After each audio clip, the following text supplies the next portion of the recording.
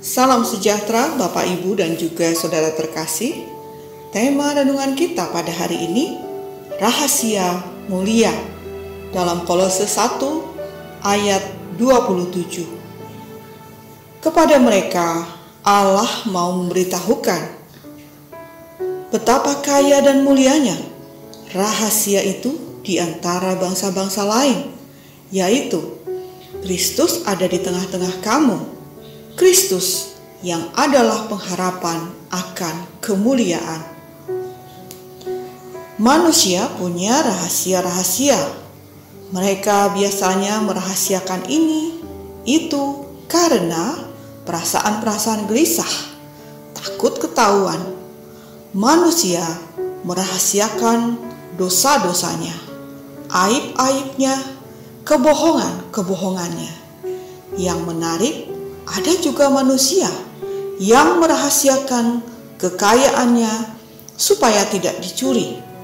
Orang Kristen juga punya rahasia. Namun, rahasia orang Kristen agak berbeda.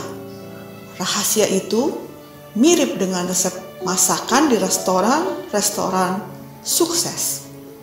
Tidak ada aib, bukan juga dosa. Tidak ada yang dibohongi karena rahasia itu.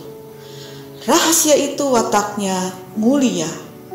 Ia resep yang dipegang, digenggam, dijadikan panduan hidup mereka. Rahasia itu bernama Kristus. Ia resep hidup yang orang lain dapat menyaksikannya melalui sajian-sajian, suguhan-suguhan tingkah laku orang Kristen itu. Orang Kristen menyimpan Kristus dalam hatinya. Kristus merupakan sumber pengharapan dan kemuliaan.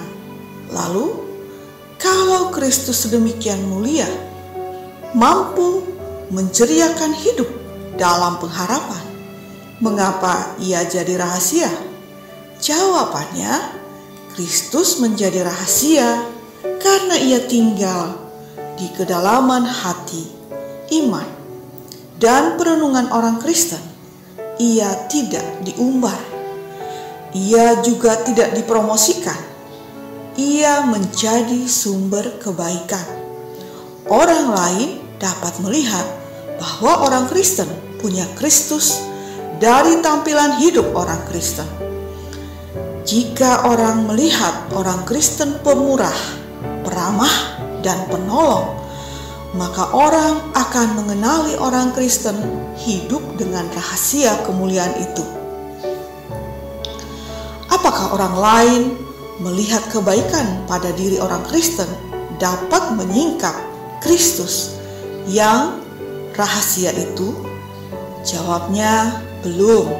Mereka hanya dapat mengenal Kristus yang rahasia itu setelah mereka mengikut Kristus. Mirip seperti seseorang yang melahap hidangan di restoran. Mereka tidak serta-merta tahu bumbu rahasia dari masakan itu sampai mereka sendiri turut memasaknya di dapur. Amin.